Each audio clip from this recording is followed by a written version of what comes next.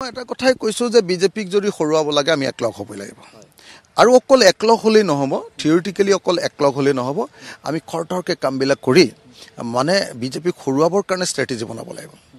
মানে মোৰ কাৰণে খৰধৰ কৰাটো আৰু মোৰ কাৰণে মানে সোনকালে বহি লৈ সিটবিলাকৰ ডিস্ট্ৰিবিউশন কৰি লোৱাটো মোৰ কাৰণে আটাইতকৈ গুৰুত্বপূৰ্ণ মই এনেকৈ ভাবোঁ আৰু তাৰপিছত নেৰেটিভ তৈয়াৰ কৰি ষ্ট্ৰেটেজি তৈয়াৰ কৰাটো গুৰুত্বপূৰ্ণ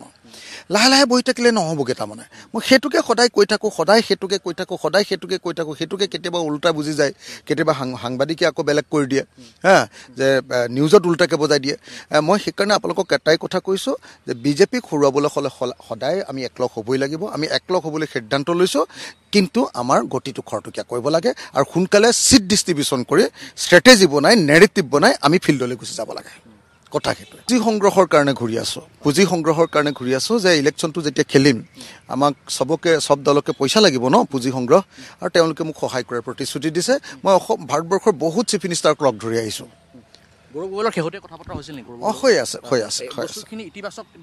সব 100% আমাৰ এলায়েন্স হ'বই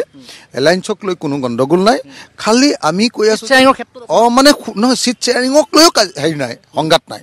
চিট শ্বেয়াৰিংটো দেৰি কৰিব নালাগে সেইটোহে আমি কৈ আছোঁ খালি আমাৰ লৈ চিট শ্বেয়াৰিং কোনে পাব কেইটা পাব সেইটোক লৈ একো লগাই নাই একো কোনেও ভাবি এইবিলাক লাভ নাই আলোচনাই হোৱা নাই এইটো আমি কৈছোঁ যে সোনকালে আলোচনা কৰি শেষ কৰি দিব লাগে বিৰোধী ঐক্যৰ শেষৰখন যিখন বৈঠকৰ পিছত ৰাইজৰ দলে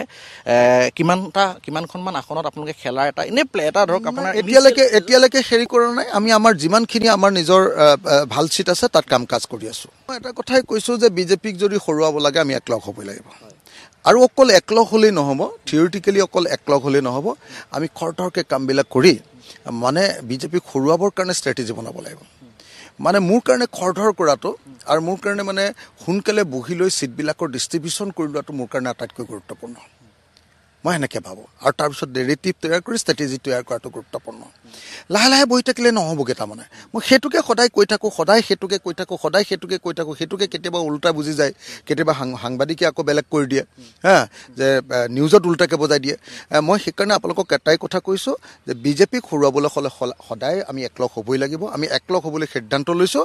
কিন্তু আমাৰ গতিটো খৰতকীয়া কৰিব লাগে আৰু সোনকালে সিট ডিস্ট্ৰিবিউশন কৰি ষ্ট্ৰেটেজি বনাই নেৰেটিভ বনাই আমি ফিল্ডলৈ গুচি যাব লাগে কথা সেইটো পুঁজি সংগ্ৰহৰ কাৰণে ঘূৰি আছোঁ যে ইলেকশ্যনটো যেতিয়া খেলিম আমাক সব দলকে পইচা লাগিব ন পুঁজি সংগ্ৰহ আৰু তেওঁলোকে মোক সহায় কৰাৰ প্ৰতিশ্ৰুতি দিছে মই ভাৰতবৰ্ষৰ বহুত চিফ মিনিষ্টাৰক লগ ধৰি আহিছোঁ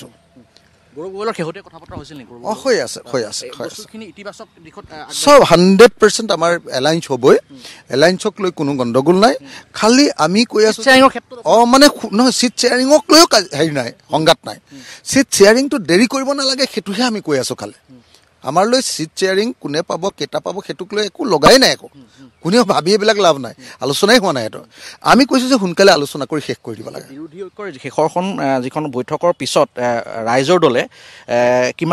কিমানখনমান আসনত আপোনালোকে খেলাৰ এটা এনে এটা ধৰক আপোনাৰ এতিয়ালৈকে হেৰি কৰা নাই আমি আমাৰ যিমানখিনি আমাৰ নিজৰ ভাল চিট আছে তাত কাম কাজ কৰি আছোঁ